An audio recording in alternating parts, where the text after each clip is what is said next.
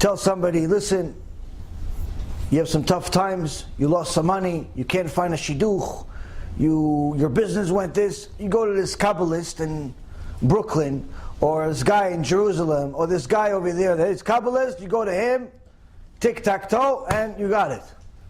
Some people, they fall for the trap, and they go to some people that pretend to be Kabbalists, and they tell them, listen, $15,000, I give you this little water that I got from the fountain, but I'm not going to tell you, and you drink it, everything's going to be fine. Or you keep the water on your counter over there, and everything's going to be fine.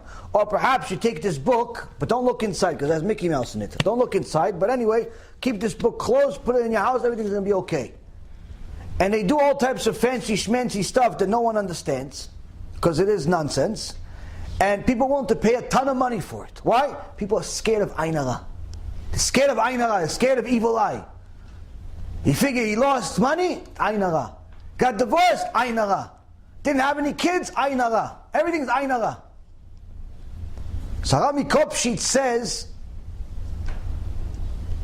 sometimes people are scared of Ain Hara on their kids. New kid, beautiful kid. Scared to invite people to the Brit Milah, scared to invite people to the house, see this beautiful little cute kid. Why? People have Ain Hara. Someone has Ain Hara on a little kid. It's dangerous. The Rabbi Kopshit says, scared of Ain Hara on your kid? Your most prized possession? You don't have to go to any Kabbalist. You don't have to buy any special books. You don't have to put any silly strings on your hand. You know what you got to do to fight Ain Hara and win every time? Look up. Look up. Look up in Shemayim. Why? Why? Why is looking up in Shemayim going to save you from Ain Hara? How is looking up in Shemayim going to save you from Ain Hara? Because the Tmeim, the wicked, the impure, that cause Ain Hara intentionally, how do they do it? How do they do it? They tell you, oh, wow, nice house. How'd you do it? Wow, you were the ugliest guy in the class. How'd you marry this girl? You're darker than the night in your looks. How could you marry such a beautiful woman? You were the guy that everyone said, listen, he'll probably marry a lion. How can you find such a beautiful woman? I don't understand. You were the dumbest guy in class. How'd you become a millionaire? I don't understand. You weren't even able to pass math class 6 times in a row. How'd you make so much money? How'd you build this house? How is all this happening? How? What are these people that have these how questions? How did you marry this girl? How did you marry this guy? How did you make this money? How did you do? What are they doing? Ain Hara, they're doing for sure. But what are they doing at the same time? They're trying to separate you from Hashem by saying, how did you do it? How did you make money? What do you mean I made money? Hashem made money. No. Fine, Hashem, fine. But how did you do it though, practically speaking? How did you do it? No, it's Hashem. It's Hashem. No, how did you do it though? What do you do for a living? How were you able to add? You weren't able to pass math class. How did you get it to go on a shidduch with you? You have 4 eyes. How is it possible? How did you do it? It's Hashem. Rabbi Kopshit says, look up, Habibi, look up. Remember the source of all of your blessings, and that will fight all Ain Hara. That will fight all Ain Hara. Why? The second you remember that all of your blessings come from Hashem, and recognize so, no Ain Hara can touch you. Because the main goal of Ain Hara is to separate you from Hashem. How? By giving you the credit for all of your blessings. Saying, how did you do this? And how did you do that? How did you become so popular? How did you speak like this? How did you speak like that? How did you... No, it's not you, it's not me. And that explains the Gemara in Masechet Brachot, where it says all types of ways of how to beat Ain Hara. The Gemara says how to beat Ain Hara, and one of them says, listen, you can do this, you can do that, all types of things. People do all types of things. The fakers have all types of things also. Don't think that they have more. Sometimes they'll tell you, listen, take some garlic, take it with you. Next thing you know, they tell you, take some peppers too. By the time you finish, you become a walking salad. Some people have a shoe. They should kick themselves in the head. They put a shoe in their car, they think it's going to fight Ain Hara. Some people put a string. Some people, all types of weird things. But the Gemara says give legitimate strategies. But then there's one strategy that is difficult to understand. And the Chachamim argue about it. He says, listen, you're scared of Ain Hara? Just say the following statement, which in so many words means the following. I am such and such, son or daughter of such and such, and I'm of the descendants of Yosef HaTzadik, who is above the Ain Hara. So the Chachamim say, listen, Chazaku Baruch on this skula that you have here, that you can overcome Ain Hara by saying that you are a descendant of Yosef HaTzadik. But between you and I, you and Yosef HaTzadik are related like he's related to a lion. What are you talking about? You're the tribe of Reuven. You're the tribe of Yehuda. You're the tribe of Benjamin.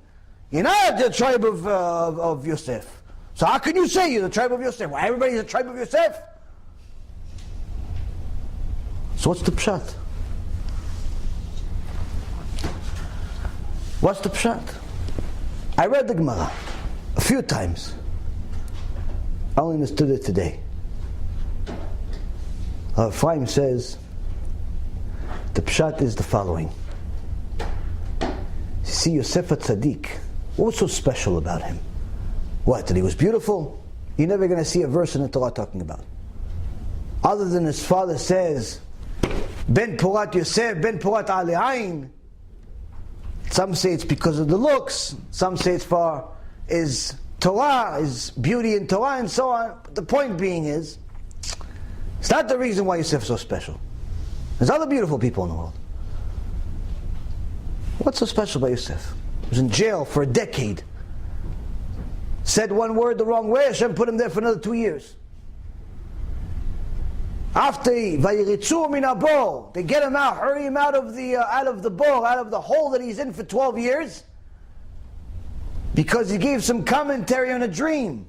Paro, the most powerful person in the world, says, wow, Chazaku Baruch Yosef, you gave an interpretation to my dream.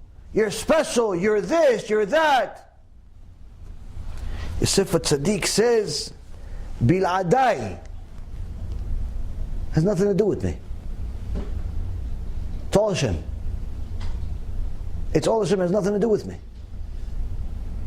Now if I was Paro, say, listen, it has nothing to do with you, go back in the hole. Go back in the hole. I got you out of the hole, you took a shower, shaved, everything good. I'm giving you Chazaku Baruch, you're saying it's not even you. Go back in the hole, I don't need you. Doesn't make any logic, doesn't make any logical sense for Yosef HaTzadik to say, listen, thank you, but no thank you. Because that interpretation of the dream, it has nothing to do with me. It doesn't make any sense. Lie, Yosef. If I was the Yetzirah for Yosef, if I was the Yetzirah, tell him, listen, Yosef, lie. If I was the Yetzirah Tov, Yosef, lie. That's me. In Yosef's life, I tell him both Yetzirah, Yetzirah Tov, we both agree. Okay, Chazaku Baruch, Chazaku Baruch. Get out of that jail, lie to him, tell him it's you. Why? Because if you say no, logically, he's going to throw you back in the hole. Yosef HaTzadik says, Bil'adai has nothing to do with me. Don't dare give me credit for nothing. It's all Hashem. It's all Hashem. And that's the pshat. Being a descendant of Yosef HaTzadik doesn't literally mean that he is your great-grandfather. He could be. But to be related to Yosef HaTzadik, you don't need to be from the same seed itself, but rather from the same hashkafa, from the same havana, from the same understanding, from the same ideology, from the same emunah. The Yosef HaTzadik knew, I can say things that may or may not be against your common sense, but they're emet. That's what I'm going to say. They don't serve my interest, doesn't make a difference. I'm going to say the truth. I'm going to say the truth. You want to be powerful when it comes to Ayin Hara? You have to have emunah. You have to have emunah in such a way that you have to know that everything is from Hashem.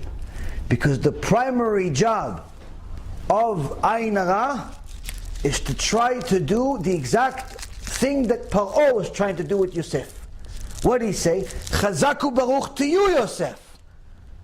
Meaning it's you that did it. Yosef says, no, I didn't do anything. I didn't build anything. I didn't say anything. Everything is Hashem. The minute a person knows that everything is Hashem, automatically it gives him power that he did not have before.